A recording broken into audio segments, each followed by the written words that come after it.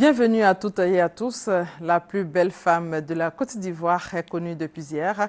Son nom, Mademoiselle Aïssata Dia. Elle porte le brassard numéro 21. Mademoiselle Aïssata Dia est élue Miss Côte d'Ivoire 2013. Elle succède à Hélène Valérie Djouka en qualité de reine de la beauté ivoirienne. Depuis vendredi, le chef de l'État, vous le savez, est au Congo-Brazzaville pour une visite officielle.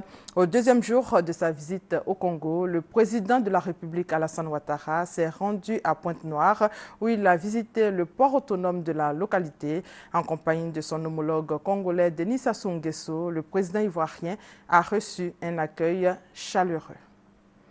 Le Premier ministre Daniel Kablan-Duncan représente le chef de l'État au sommet du G8 sur la sécurité alimentaire. Hier, la Grande-Bretagne a organisé une conférence internationale sur la malnutrition. Objectif, convaincre plusieurs pays à débloquer plus de fonds pour aider les pays en voie de développement à produire leur propre nourriture. Le point avec Alexis Ouedraogo, notre envoyé spécial. Franck et Mwadjouma sont tanzaniens. Dans leur enfance, ils ont connu la faim. Une situation qu'ils dénoncent ce samedi devant le secrétaire d'État David Cameron. La Grande-Bretagne préside cette année le G8.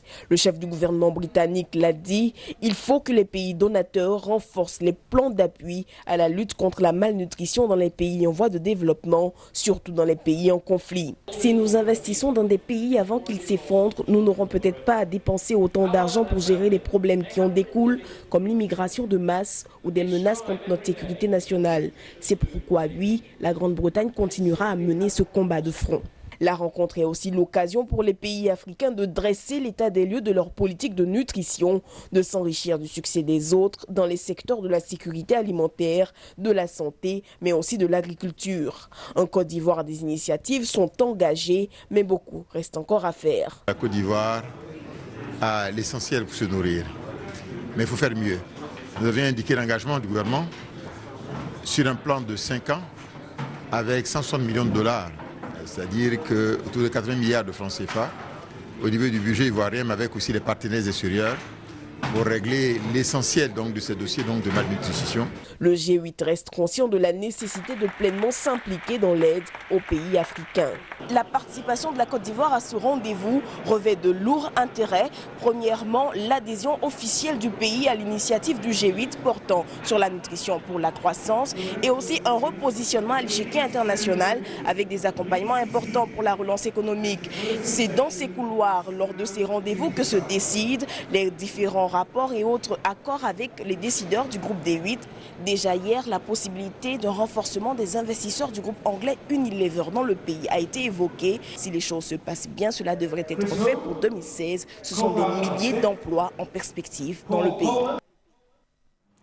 L'élection des délégués régionaux de la MIGEFSI, c'est ce dimanche 9 juin. Déjà ce matin à 6 h, les fonctionnaires mutualistes d'Abidjan ont pris d'assaut le collège moderne du plateau où les bureaux de vote sont déjà équipés de logistique. La Côte d'Ivoire a célébré ce samedi la journée mondiale de l'océan. L'événement a eu lieu à Bassam. Il a été marqué par des activités visant à montrer l'importance de l'océan dans la vie des hommes. Il était aussi question de montrer la nécessité de protéger l'océan. Puis hors de la Côte d'Ivoire, Nelson Mandela hospitalisé dans un état préoccupant mais stable. L'ex-président sud-africain Nelson Mandela était toujours dimanche matin à l'hôpital où il a été admis pour une pneumonie dans la nuit de vendredi à samedi. Aucun bulletin de santé n'a été publié depuis 24 heures. Merci pour votre fidélité. Rendez-vous tout à l'heure.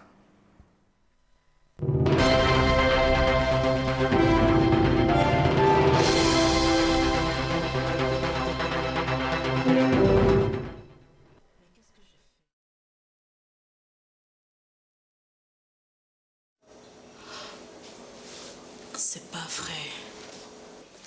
Bonsoir chérie. Pourquoi tu as fait ça? Pourquoi? Mais qu'est-ce que tu... Sens interdit. Votre série ivoirienne à voir ce dimanche 9 juin à 20h50 sur RTI1.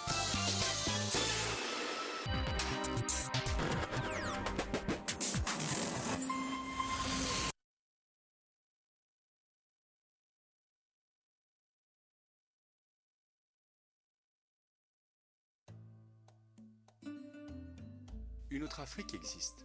Elle est jeune, ingénieuse, inépuisable.